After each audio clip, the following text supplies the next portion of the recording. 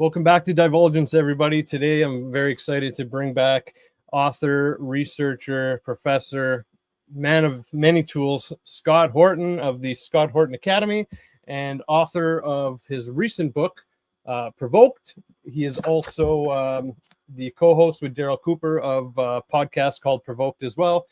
Scott Horton. Scott, what's going on, man? Great to see you again. Thanks for having me. Good to be with you. As always, it's always a pleasure. So obviously one big exciting point that happened after the holidays was that you launched your Scott Horton Academy. So props to you on that. That's Thank you. Super excited about that myself. We got into it a little bit last time you were on here, but now that you've rolled it out, why don't you just talk about it for a few minutes, let everyone know where they can access it and what the dealio is, so to speak. Yeah, well, it's been a huge success so far. We've had thousands of people sign up for it, and I'm getting all great feedback. And essentially what it is it's long form courses by me and others, essentially trying to get everybody caught up to where we are on foreign policy so we can all kind of go from there. As Tom Woods says, it's Scott Horton slowed down so the rest of us can catch up. And then it should be, I know that there are, high school and college teachers and professors are showing the courses to their classes as well, for the youth and all that. And I guess basically it's supposed to be, the purpose of it really is to lay a real solid foundation for everyone to essentially get caught up to where I am after 25 years in a row of doing this stuff, so that essentially there's enough of me's that you don't need me anymore. And there's just a massive echo chamber out in the country of people who really know this stuff and want to fight about it to oppose war and oppose American interventionism. And, there was a time where people would say to me, well, I've never heard anyone anti-war just sit there and go off on all these facts the way you do. Usually it's just kind of a bunch of humanitarian, sort of feminine sounding, just peacenickery or whatever, but without substance. But like, you're sitting here going on and crucifying the Deputy Secretary of Defense for policy for the thing he did on this day and this month and this year against this thing. I never heard anything like that before, but that's not true now. People have heard stuff like that before. There's more and more of us all the time. And the purpose of the Academy is to help to make that many more. And so that's what it's all about. It's at scotthortonacademy.com. And I think we have /divulgence, and people will save. Is that the URL to save 10%? And correct. Yeah. If you go to scotthortonacademy.com/divulgence, you get the discount. That's correct. Yep. And so it's me on all the terror wars, as well as the expansion of the empire in Eastern Europe over the past, 40 years. Essentially the substance of my books, Enough Already and Provoked. And then we got Ramsey Baroud on Israel Palestine. We got James Bovard on Waco, COVID, the TSA, and the domestic police state. We've got Bill Bupert on how we lost every war since 1945. And we have a really great course by Adam Francisco, Debunking Christian Zionism. And so it's really great stuff. We got a good phone app so you can watch it or, listen to the stuff while you're driving for your job. Oh, nice. All of that good stuff. So yeah, it's really great, man. And I'm really proud of it. We put a lot of work into it. And from what I hear, people are getting a lot out of it. And so go and check it out. scotthortonacademy.com. Beautiful. So, and lifetime members, you get a neat little notebook and pen, and you also get a free copy of my book, Enough Already. When you sign up for really? Okay. That's awesome, man.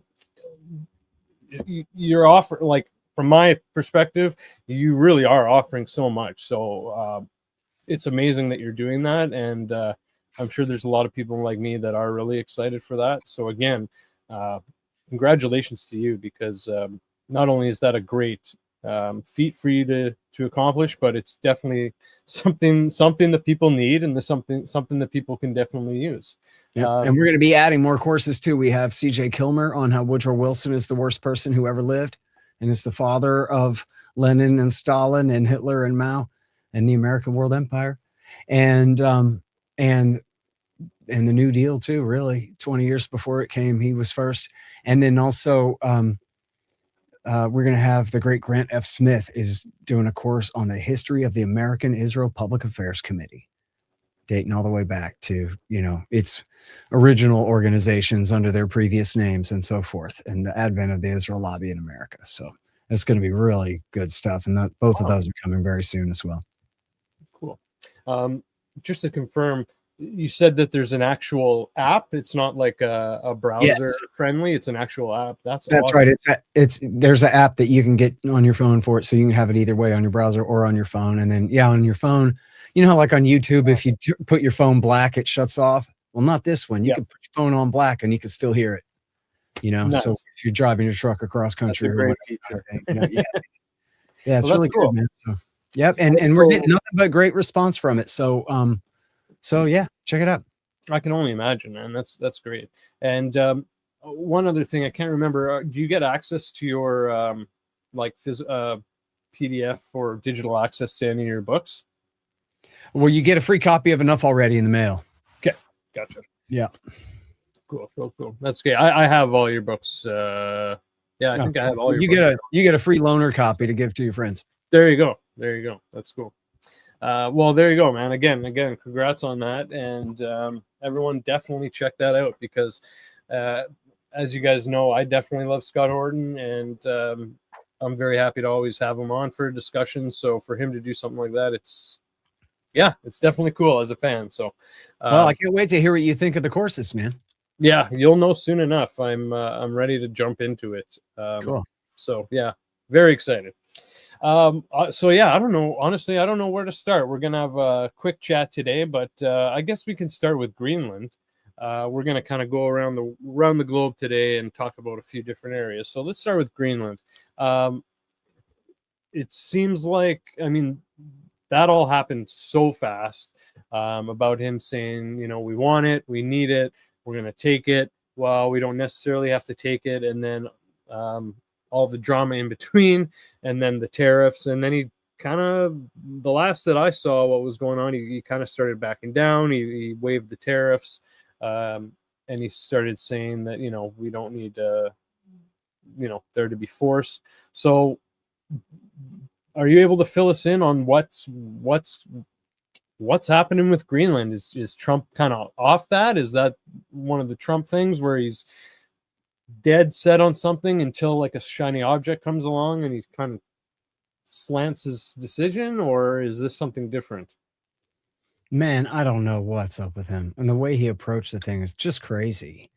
And it's like they just hadn't thought it through at all. The population that lives there are essentially a bunch of welfare cases on Denmark's dole there, and they have full so-called free everything at somebody else's expense, in a way that there's no American state with a benefits package that sweet, and now we're all going to be on the hook for that.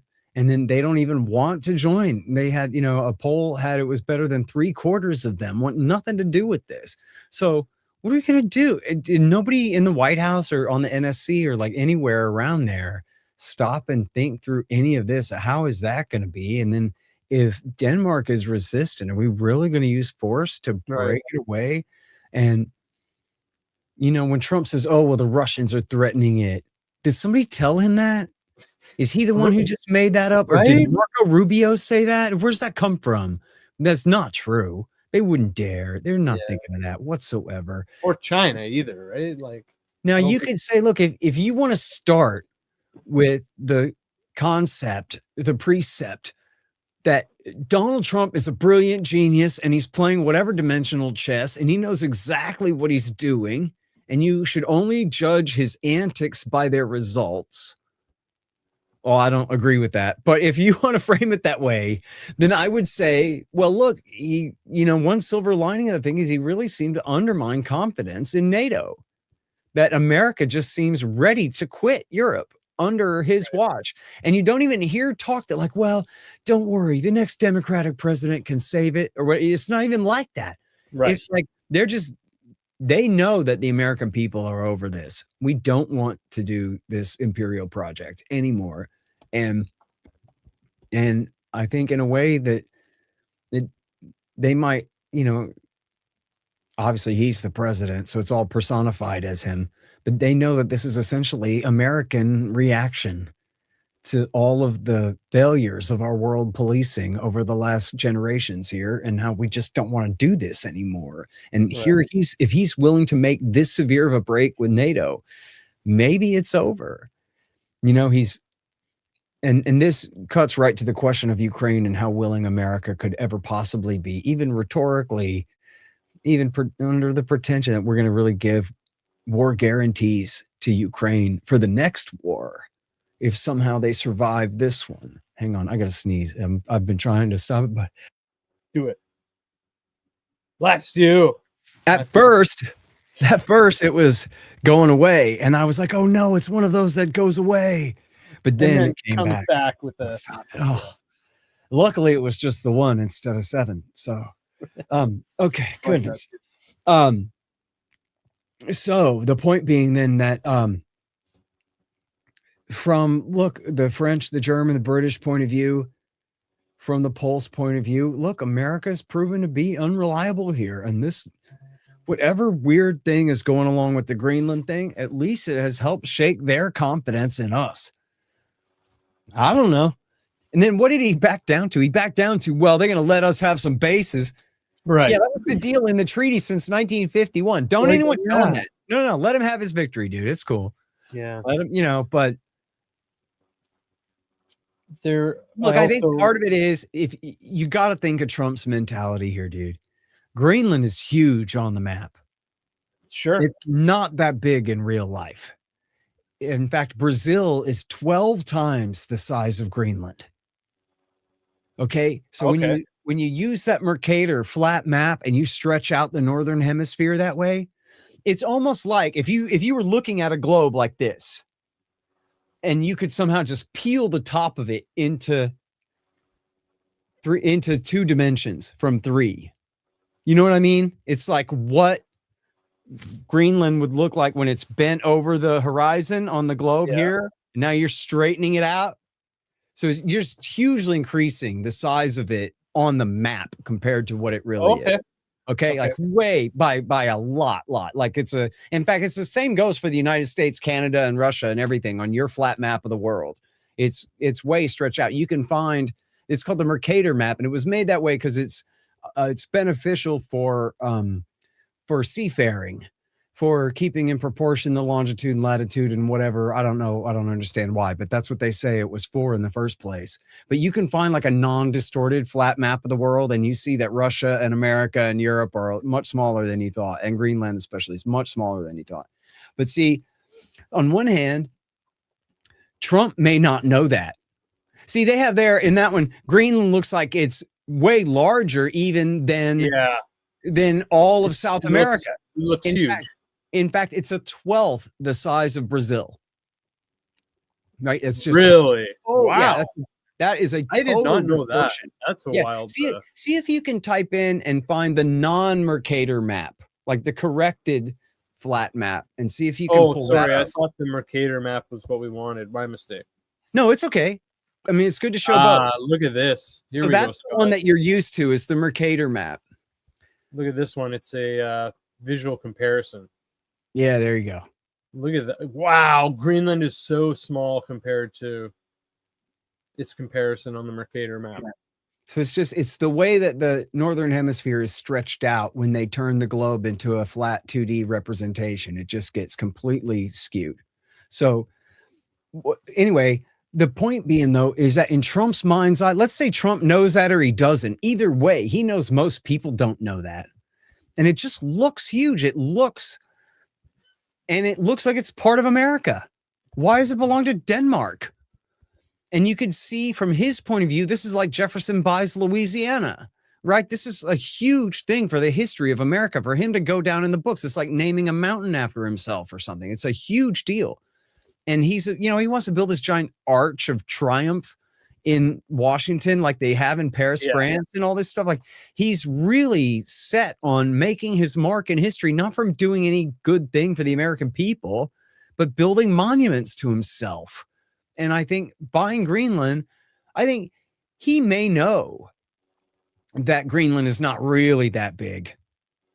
but he knows most people don't know that, and that it would seem to be a major achievement. And now on top of that, of course, I'm not trying to reduce it to that, because in fact, the Pentagon wants control up there, although they're not worried. They already own Greenland, even if they don't own it. You know what I mean? They have a free reign of the place anyway. It's a NATO allied state that'll do whatever we say anyway.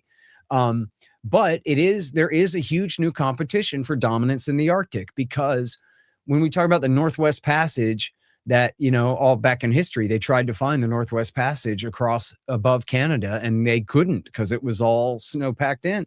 Well, now there is a Northwest Passage. You can actually take a cruise from the North Atlantic to the North Pacific now, come out above Alaska.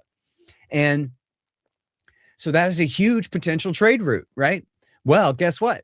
The Arctic is also opening up above Eurasia, which means that you can ship Chinese goods to Europe by way of the north, instead of having to go all the way around, Vietnam and through Indonesia and through India and through the Suez Canal, or across, or worse, around Africa, or go through Suez to get to the Mediterranean. Now Chinese shipping can just go north over Russia and get straight to Europe, and cut out a lot of middlemen, and essentially outcompete the United States on a lot of prices if they have that new advantage. And so there's competition for who's going to have dominance there, which I've never understood, because I've read a couple studies about this and stuff, and no one ever explicitly says, and then what we'll do is we'll use our Navy to stop them from shipping commercial goods from China to Europe.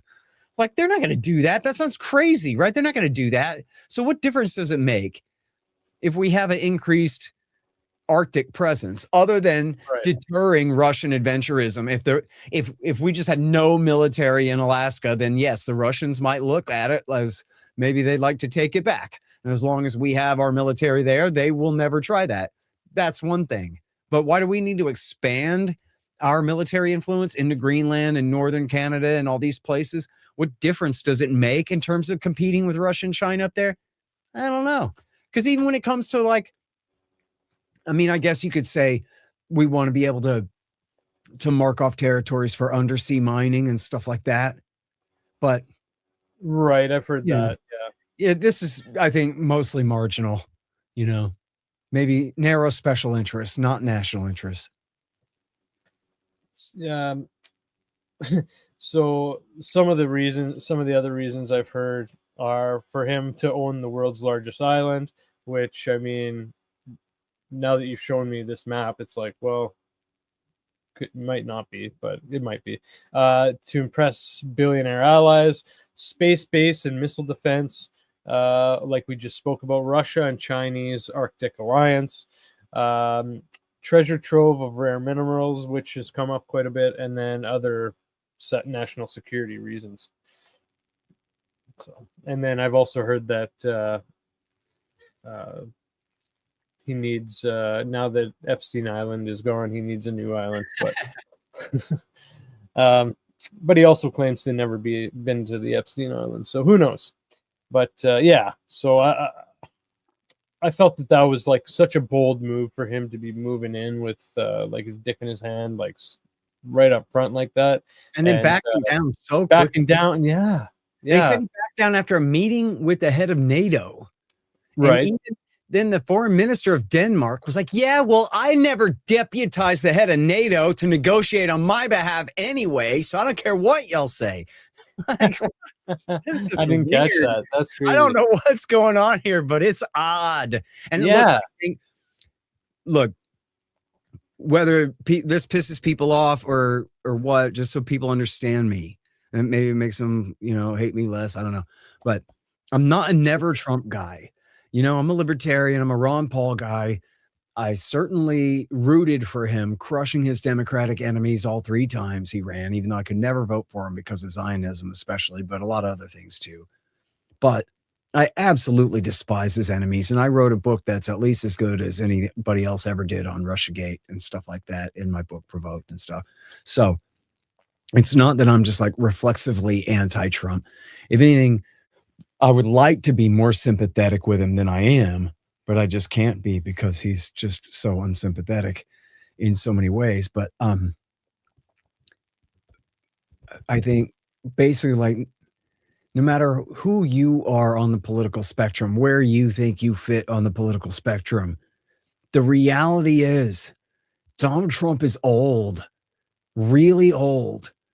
And it's the same thing with Joe Biden, where I'm not saying he's as bad as Joe Biden yet necessarily, but you can kind of take one look at him and go, man, this guy is just too old to be the president. Somebody that old just cannot take on new information in a reasonable way. You know what I mean? And he already had a few screws loose anyway, this guy. And just, you know, I know people in their late 70s, early 80s who are good people and are still of sound mind, but are not fit to be the president of the United States, dude. Even if I agree with them about stuff, it's just, you know, and so it takes a lot. And it's so much power in that office and in that chair that, like, if somebody gets in his ear and says, man, we should like do some Greenland stuff, he can. Right? Like, yeah, he can just start, you know, making ultimatums and see what happens, and not without the kind of understanding. Like, if it was a younger version of the same him, might think, well, wait a minute now, how is this really going to look, you know, and to who, and what kind of reactions, you know, negative, you know, compared to what I want, you know, what kind of negative consequences might happen or whatever, you know. I think he's just not. And you know what, part of it too has got to be that he quit Twitter, man. Ever since they kicked him off of Twitter, he went to that Truth Social and he never came back to Twitter. Well, and he's making tons of money off of Truth Social now. I'm sure he is, but like, he's going to die a billionaire anyway, no matter what. And the thing is, I saw somebody smart say this. I don't remember who it was, or I'd give him credit, but I saw somebody say that, like, he used to really be able to A/B test his bullshit on Twitter and get such an instant response from people, whether they liked it or hated it, whatever. And he could really learn how to adjust in that way. And right now, he is just really isolated himself from any kind of negative feedback. And Marco Rubio was the Secretary of State and the National Security Advisor, you know, and there's just, they say that Vance is like a more restrained voice, but then Vance leaks it to the Wall Street Journal that he's the one urging strikes on Iran. You know, don't you call me no restrainer. I'm the one who wants to kill the Ayatollah, says Vance. Well, who up there is reasonable then? They got Tulsi Gabbard, the director of national intelligence, working on the election of 2020 in Georgia. Right. Not even keeping bin Ladenites off our shores or any kind of actual job that ought to be her job. They got her trying to hunt down the 2020 election. Ah, jeez. You know, I don't know. I hope Joe Kent gets up early in the morning. I hope it's somebody's job to keep bin Laden's stepson off of our territory here, man. You know, and never even mind that, because there are plenty of, you know, recruitment efforts by those types overseas of people who are here. Like, if anything, that is what the national intelligence community should be doing, is focusing on the fact that bin Ladenite terrorism still exists, much of it backed by the United States and the world, and still poses a threat to the American people. To this, man, this government, I'll tell you, the more I see, I'm like, you know, think about the circumstances leading up to Al-Qaeda's war against the United States before. And like, I'm looking at pictures of Mohammed bin Salman palling around with Jeffrey Epstein while the Israelis kill another toddler. Like, day in, day out, this stuff. And I'm going, look, man, I'm not saying it's justified. I'm saying this is how terrorists justify what they do to each other. This is the kind of thing that motivates anti-American terrorism. And, you know, luckily, bin Laden is dead. I don't think people put, you know, there's so much truth or stuff that muddies the water on all of this. But in fact, that guy was extremely charismatic and was extremely high ranking in terms of his social class and his ability to get people to swear their loyalty to him and mean it.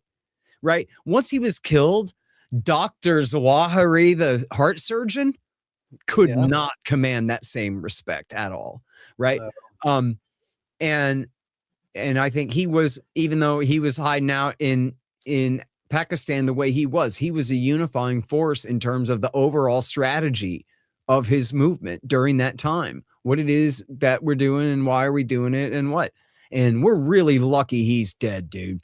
And it despite all the stories, I know it was an obvious lie that they buried him at sea, but fair enough. But he was killed there that day in Pakistan, the way that they say, the Navy SEAL night raid and all that. That is what happened there. So I don't know if we face anyone in the Bin Ladenite type movement who's really that organized to mount a campaign against us now. Maybe not, but it has been already proven in the past to be so easy for some ISIS, Al-Qaeda type kook overseas to strike up a conversation with a Muslim here and get them to do something horrible. It happened at Fort Hood. It happened in San Bernardino. Now, Orlando, I'm not sure if anybody recruited that guy or he just recruited himself to do that. But there have been some really bad ones here. And our government is playing with the kind of fire that killed 3,000 people on September 11th, man, and could very easily come back, even in a lesser attack than that. But I mean, even an equivalent attack. I don't know where you were then or what, but like the conversation was so obvious immediately that, wow, they could have kamikaze nuclear power plants, especially flying around the Northeast. Just scan the horizon. You'll see the cooling towers. You can just steer your 757 right into one of those damn things, man, and cause a meltdown and cause Southern Ohio to have to be evacuated, right? Like you're talking about our government is putting the American people in real danger here, dude. Shooting up a ball game is a nightmare, but what if they had all just made it out to California and then hijacked the planes and kamikaze their planes out toward California and then kamikaze their planes into the Hoover Dam? What happens if you crash 4 757s into the Hoover Dam? I don't know, but I bet a bunch of people drown and cities get destroyed. Like it's easy for any male to come up with Hollywood ways of killing lots of people in this country, right? There's soft targets everywhere, man. And there's rifles in every closet. That's all it takes. Look at what a teenager can do with an AR-15. Think about what it would be to have just 5 guys who know what they're doing and have a plan to hit a soft target, kill the first 5 cops on the way in, and then have a field day. It could happen today. And our government does nothing but 1, back these kooks, and then 2, turn them against us, and then 3, do nothing to protect us from them. It really bothers me. I'm really worried about it. I swear, I saw that picture of Mohammed bin Salman and Jeffrey Epstein, and I'm just like, I can picture towers collapsing full of civilians. Jesus Christ, what are we doing, dude? What are we doing? Ugh. That's crazy. All the people that he's been with.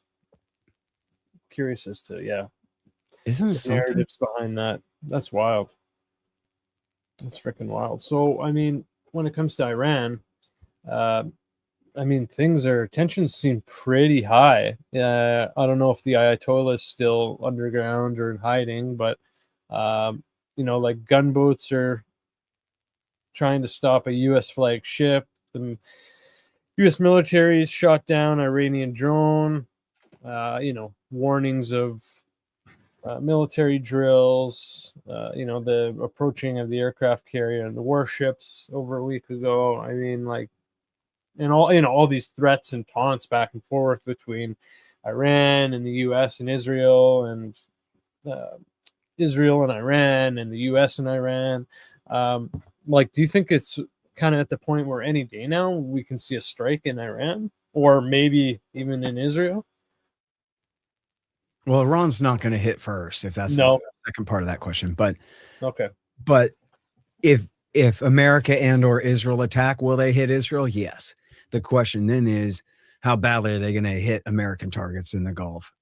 Are they going to escalate the war? Are they going to try to do everything they can to back out? I mean, last time we attacked them and they still were like, no, man, come on. I don't want to fight. Please. No. Okay. And they ended up cooling it off and ramping it down and backing out of the thing. The question this time, though, is not just hitting the nuclear program. It's a question whether they're really going to go for regime change. And on the Israeli promise that, no, we can change the regime here. We're going to parachute in the monarch and the people are going to accept him and set up a pro-Israel, pro-American government there. And it's going to be great.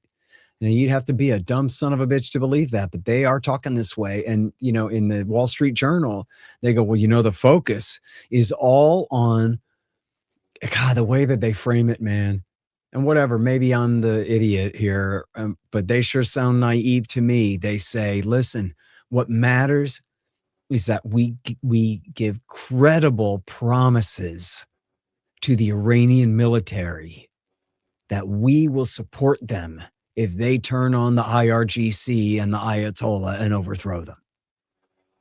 So they're sort of like taking it for granted that, yes, of course, the military would love to kill the Ayatollah tomorrow if they could, but they just need to have confidence that we will support them. And then that's just what they'll do. Now, what the hell do I know about who's a general in the Iranian Air Force or Army and what their opinion is about anything, dude? But I got to tell you, I doubt that. I very much doubt that that's true. Now, if you're telling me the IRGC is more loyal to the Ayatollah or less or something, then fine. Now you're talking relative terms. But I mean, really, this would be no different than saying, yeah, the American Pentagon is ready to turn on the president because they don't like him. Nah, they didn't like Bill Clinton. They didn't overthrow him. You know, right? They don't like. Now, the CIA tried to overthrow Donald Trump, but the military didn't. You know what I mean? The military clicked their heels and did what he said. You know, well, that's not true. They kind of overrode him a couple of times on withdrawal from Syria. I don't want to overstate things, but still, imagine a foreign power, China, under the worst circumstances in America. China telling the Pentagon, listen, we will support you if you turn against the president. We know you want to. Go ahead. They're not going to do that. You know what I mean? And I think well, look, I guess I have to admit, security is a government program. And when Israel and America attacked them last June, they didn't put up a fight worth of shit. I mean, their anti-aircraft was just completely null and void. And I don't know if that was just because they were ordered to stand down and not resist because it wasn't worth it to escalate the fight, or if that was just because they really were caught by Israeli sabotage and first strikes with cruise missiles and stuff. But they were seemingly helpless last time. To me, well, I'm sorry, my thoughts are a little too disorganized here. No worries, buddy. On the ultimatums, the ultimatums are give up your nuclear program entirely, give up any missile that can reach Israel, and stop all support for all of your allies in the region.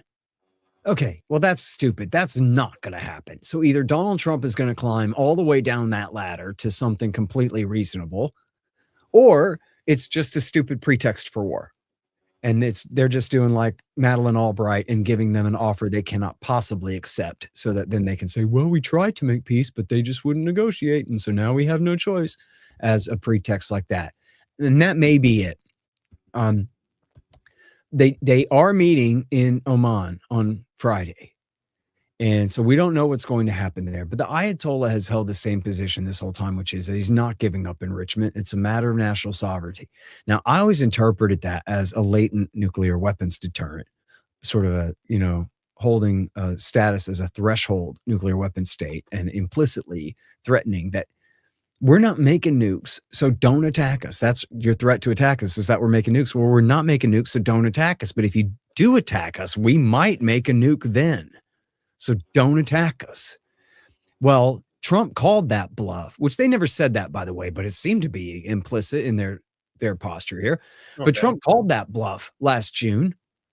And now the reality is they don't really have much of an ability to restart their enrichment program, or at least not easily. And especially with the conversion facility at Isfahan being destroyed, That's the all-important facility for transforming uranium metal to gas and then back to metal again after you enrich it. And so it's no good to you as a gas. It's no good to you as a metal that you can't transform into gas and back again. So what the hell? They really have been set way, way back. And I bet W. Bush is pissed. I bet W. Bush is like, man, I thought that if I hit Iran then, that they would have gone crazy and started blowing up all my stuff in the Gulf and killing all my guys in Iraq. And here they didn't. Trump went ahead and called their bluff and they didn't do anything. So now now he had this super easy move in Venezuela where he just went and plucked the president out of there like an Afghan night raid, and with the utmost of ease compared to maybe any military operation ever, other than the Delta Force massacring the Branch Davidians or something. No, that was more difficult. They returned fire. And so I think Trump is probably high on the idea that he can get away with it. And if the Israelis are insisting that there's somebody that he could replace the Ayatollah with, maybe he could do a regime change from the air.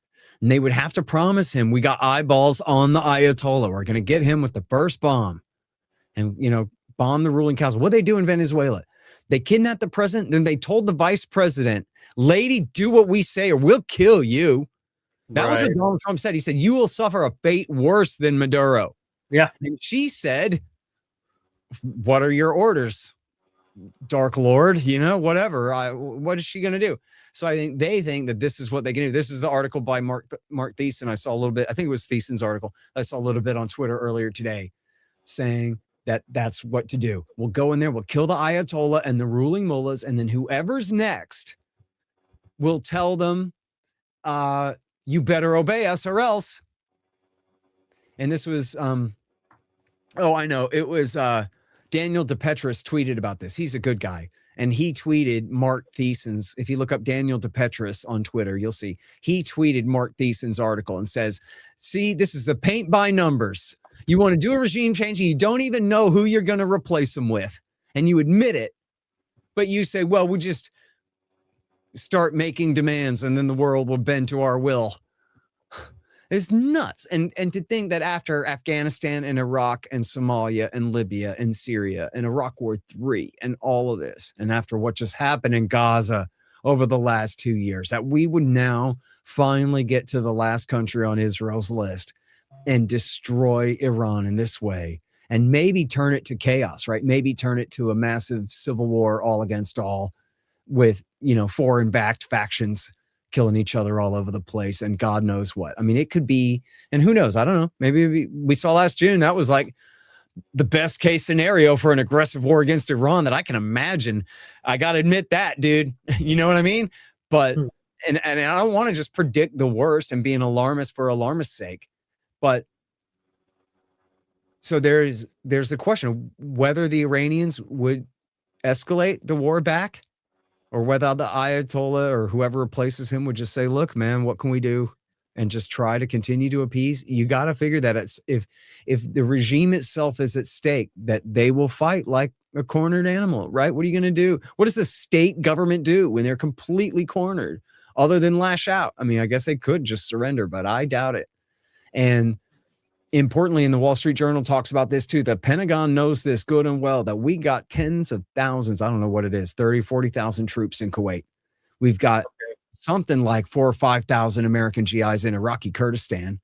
You want to look that up? Yeah, look up Kuwait for me. We've got the Central Command headquarters at the Al Udeid Air Base in Qatar, just outside of Doha, where that's also the headquarters of the British Air Force in the Middle East. Then you have the Fifth Fleet, our Navy base at Bahrain, and then Army bases and Air Force bases in Saudi Arabia. Okay, 13,500 in Kuwait.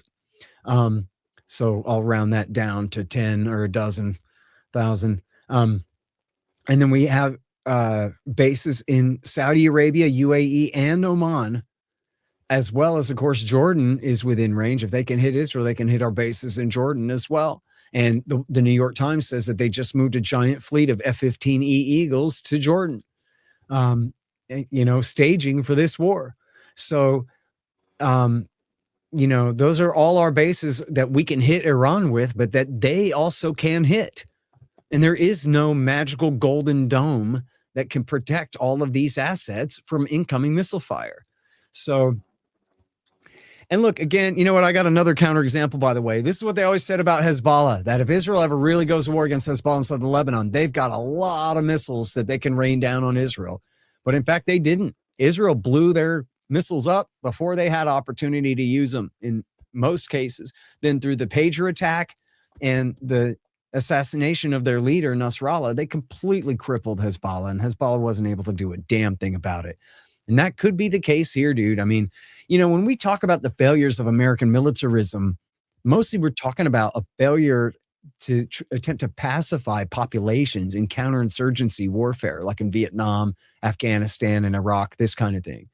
But I don't think anyone doubts that, just leave aside nuclear warfare for a minute, that up against any, well, I don't know about any, let's leave out the Russians and maybe even the Chinese for a moment's sake, but against essentially any other military force on the planet, I don't think anyone doubts that America can find their army bases and blow them the hell up, take out their armored divisions, take out their planes, smashing a state armed force. We can do.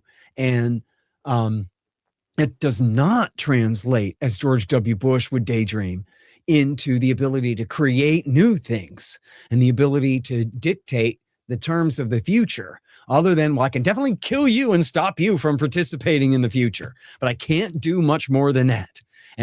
But can the U.S. Navy and Air Force put firepower on targets inside Persia? Yeah, I think they can. And might they even be able to really launch a massive sort of first strike against Iran's missile deterrent and essentially nullify it? Maybe. You know what I mean? I don't want to, there's no need to like embellish the threat from Iran or the helplessness of America in this situation.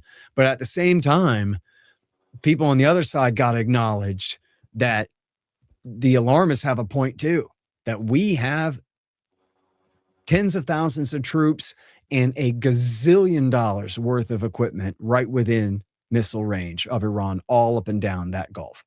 And, this is why, according to all the reports, all the allies in the region are begging Trump not to do it. This is just Israel.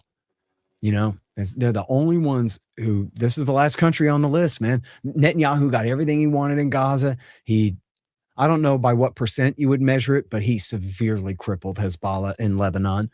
He helped al-Qaeda overthrow the Baathists in Syria.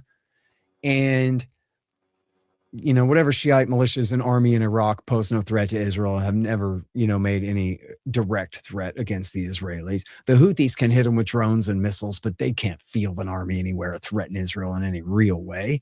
And so that's, a little bit of a limp in their step or whatever. But otherwise, everything in the region is coming up Israel, man. Netanyahu's getting everything he wants, except what he really wants is to kill the Ayatollah. If he could get that, he could even have a sense of accomplishment and completion here, right? That he got his task done. Let's create a new Middle East where nobody can threaten Israel anymore. And just as David Wormser identified in the clean break back in 1996, who does threaten Israel? Not Jordan, not Egypt, not even really Iraq, just Hezbollah on their northern flank. Hezbollah supported by Iran by way of Syria. And so that's why we got to get rid of Saddam somehow, is because that'll empower Jordan and whatever. It's a convoluted scheme. You've read the clean break, but that was always their worry, was the Shiite axis of power. And it has been severely crippled. And this is the last big one, if they can get it. The problem is, though, that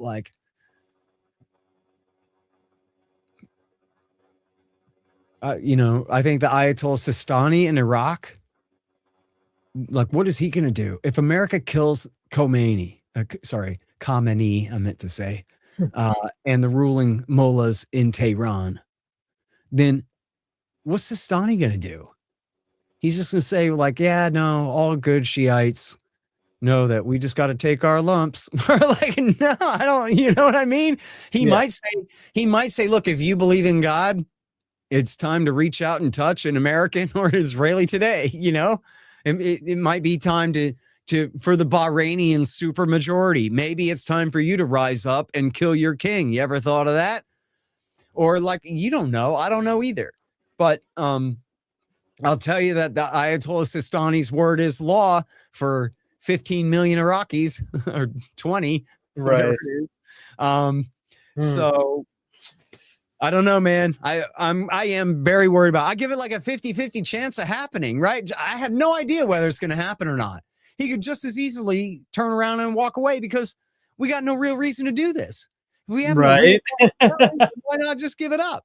And unlike the dynamic where W. Bush, after the buildup in Kuwait, there was no way that he was going to turn around and come home after some compromise, right? Same for his father, right? But here it's not quite the same. It's just a naval buildup. You can turn a ship around. He already did. He already told the Lincoln to sail over closer to Oman and closer to the Gulf in time for the talk. Turn the temperature down a little bit before the talks on Friday. So, I don't know, man. And so I'm sorry. Here's the thing I didn't quite address. I don't think. Did I? Was the demands? Oh, the demands are impossible demands. I did say that. So, but there's room for Trump to back down because one of the great benefits of Trump is he's so hyperbolic all the time that he can just change his mind about anything, and it just doesn't exactly, matter. Scott. So he can say no enrichment at all, or I will kill all of you. And then the next day he can say no nuclear weapons. Okay, well, that's climbing down 75 rungs on the ladder, okay? From no enrichment at all. Right. No hydrogen bombs, okay? You can have atom bombs, but no hydrogen bombs. Okay, what?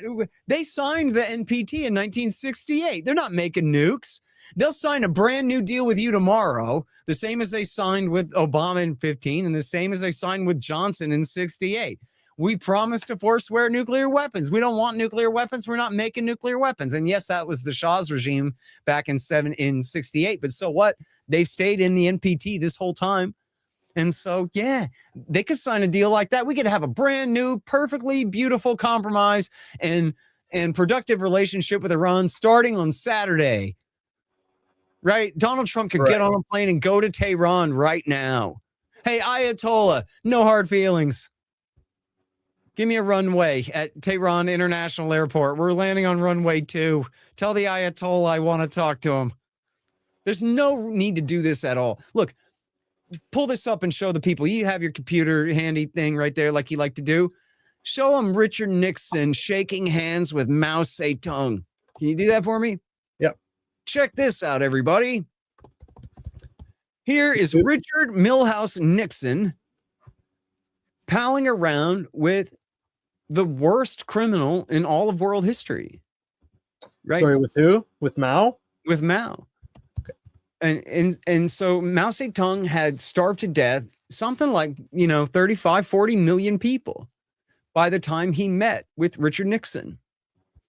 And Nixon first sent Kissinger over there to break the ice. And then he went over there and he made a deal. And the deal essentially started with, look, let's just be friends.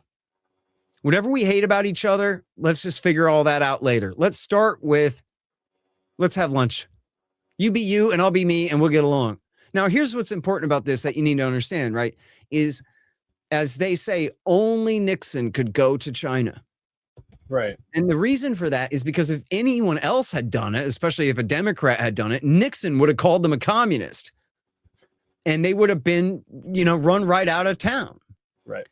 But if Nixon and Kissinger do it, then you know that this isn't because Nixon is a Marxist. It's because Nixon has calculated that this is wise for America's national interests. Mao Zedong may have the bloodiest hands of any man who ever lived, worse than Stalin, worse than Hitler, worse than Tamerlane, worse than Genghis Khan. He killed the most out of anybody ever. And Nixon said, you know what? Business is business. And I ain't afraid of no Chairman Mao. And I've decided it's in America's interest to make a deal with them now. So, see, this is the same thing that Donald Trump could do with the Ayatollah this weekend. I ain't afraid of no Ayatollah. I'm the president of the 800 megaton gorilla. I'm the world emperor. I'm not afraid of no Ayatollah. And in fact, I'm so tough and he's so weak that I'm inviting him to Washington to appease me. Why not approach it like that?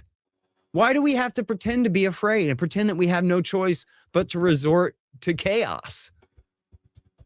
When in fact, honestly, Donald Trump could take Air Force One, fly it toward Persia, and call them on the mic and tell them, give me a runway. I got President Trump back here. He told me to tell you, give me a runway at Tehran International Airport. What do you think they're going to say? They're going to say, which runway do you want? And they're going to land. And then he's going to say, I want to talk to the president and then the Ayatollah. We'll have lunch with the president and dinner with the Ayatollah. Take me to your leader. Basically. The world emperor has come to town to make a deal. What do you think the Ayatollah is going to do? He's going to do the same thing that Mao Zedong did. He's going to say, all right, world emperor, how may I accommodate you? Because what other choice does he have? But America our government, the Israeli lobby will not let our government do that. Or we to normalize relations with Iran a long time ago. Right. The Israelis always just veto it.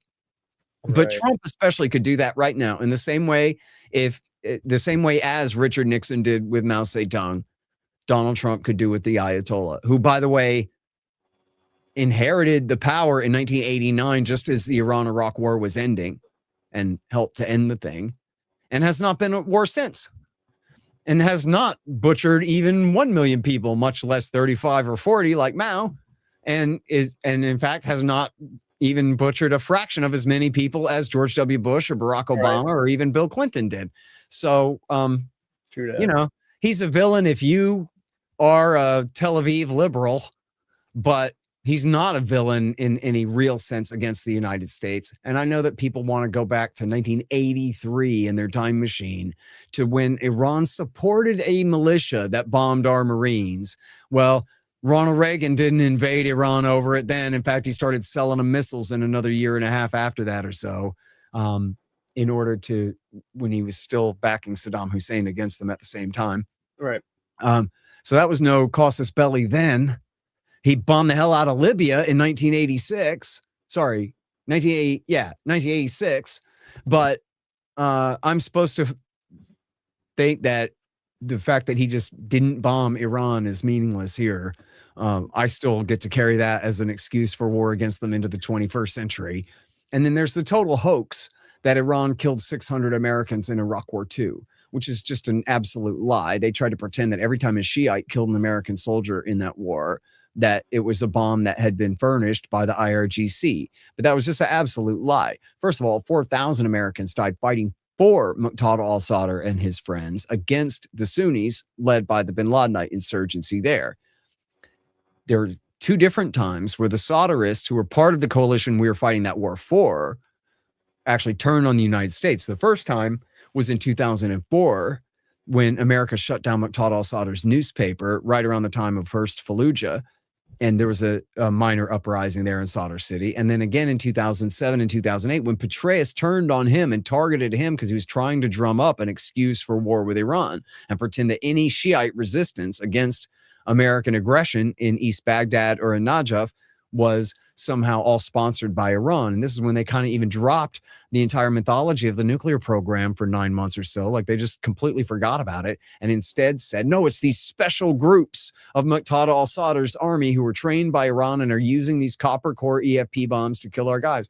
But all of those bombs were made in Iraq by Iraqis. And Muqtada al-Sadr was the most nationalist Shiite leader, and the one, unlike the leaders of Dawa and Skiri, he never had gone to Iran until then, until they chased him into Iran then. Whereas the others had been living in Iran since 1980 after the Iranian Revolution and the Iran-Iraq War when they chose Iran's side. And so anyway, that whole thing was a damn hoax. And you notice, by the way, anyone who says, yeah, they killed 600 of our guys in Iraq, they can't explain anything like what I just explained to you. They don't know the first thing about what they're talking about. This is absolute idiotic propaganda. And then that's it. And they're still not making nuclear bombs, and they're still not threatening the United States of America. So they have no excuse to do this whatsoever. And to raise the risk of spreading chaos through the region. And again, where these are the bin Ladenites' worst enemies in the region. If we would just go and leave it to the Shiites, they could take care of our bin Ladenite problem for us. Well, and also maybe make it worse by driving more Sunnis into their arms. Depends. In Iraq War II, and in fact, they're even talking about bringing back Nouri al-Maliki, who was the absolute nightmare of a prime minister in Iraq War II and helped lead to the rise of the Islamic State by how badly he mistreated the Sunnis in Western Iraq after winning the war. So, bad news all around. Yeah, holy crap. Well, one quick question you can answer as quick as you want before we go. There has been some tension in the U.S. military with, I think there were 2 U.S. politicians, or maybe people in the government, military, maybe saying like it's okay to question orders. And with all these, crazy stuff with Iran, Venezuela, Greenland, and all these other crazy stuff going on, do you think it's going to have any effect in the vibe of the Army? Or no. Do you think that's going to get straightened out pretty damn quick? No, look, I mean, even before World War II, but especially since World War II, the president has essentially unlimited war power, and the Congress is not going to stop him. They'd have to remove him from office to enforce their law on him, and they're just not going to do that. They have no interest in doing that. They prefer that the president declare war. That way, it's not their responsibility. And so it's an evil conspiracy between the presidency and the Congress to shift their responsibility to him. They agree with it. And as far as, the statement by those Democrats, when they put that out, it seemed to be a reference to like National Guard troops in the United States being deployed by the president to protect ICE immigration cops. Well, I'm sorry, but the president of the United States absolutely has that authority under the law and probably even under the Constitution to nationalize the state militias in that way, whatever you call them. And certainly the National Guard forces as organized since the 1930s. He can nationalize them and order them to what? To stand around on the street and maintain order? Yes. Can he order them to round people up and start shooting them in the head? No. And presumably they would just refuse to do that.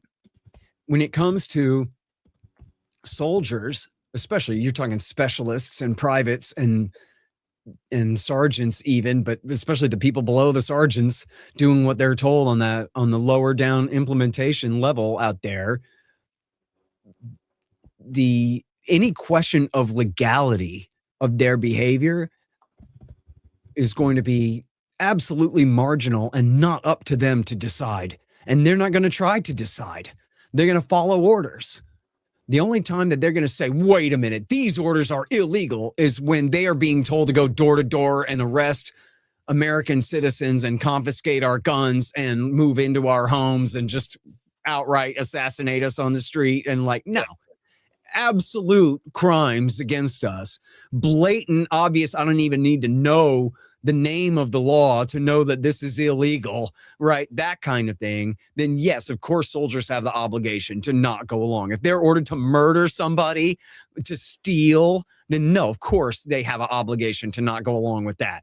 But, the Democrats say that the president doesn't have the right to tell the National Guard to help a cop arrest a guy? Shut the fuck up. And I'm not for any of that. I'm not saying that. But to try to pretend that that's illegal is completely stupid and completely dishonest. Fair enough. Right on, man. Well, thanks so much for your time, Scott. Always a fucking pleasure to have you. Before you go, let everyone know where they can find you, please. Yes, absolutely. And I am at, just do this. Go to Scott Horton, x.com/Scott Horton Show. And then I got all my links right there at the top of my Twitter page for you there. But Scott Horton Academy is the big one if you're interested in signing up for the history courses and all that. And then otherwise, you can find my show on YouTube and all the podcatchers, The Scott Horton Show. My other show, as you mentioned, is called Provoked with Daryl Cooper. We do Friday nights. And then read my great books, Fool's Errand, Enough Already, and Provoked, Why the War in Ukraine is All Washington's Fault. There. Beautiful. Right on, man. Well, thank you so much for your time. It's always a pleasure to have you on. So I hope you'll come back again soon. Thanks to everyone in the audience. Please subscribe to the Divulgence podcast. You can get us on YouTube, Rumble, Spotify, wherever you get your podcasts. And yeah, take care, everyone, and enjoy the rest of your day. Take care. And don't forget, ScottHortonAcademy.com/divulgence. Right. I'm sorry. That's right. Right. If you want the discount /divulgence when you check out Scott Horton Academy. I'm now affiliate. So thanks again, Scott. Take care, my friend. We'll talk soon. You too.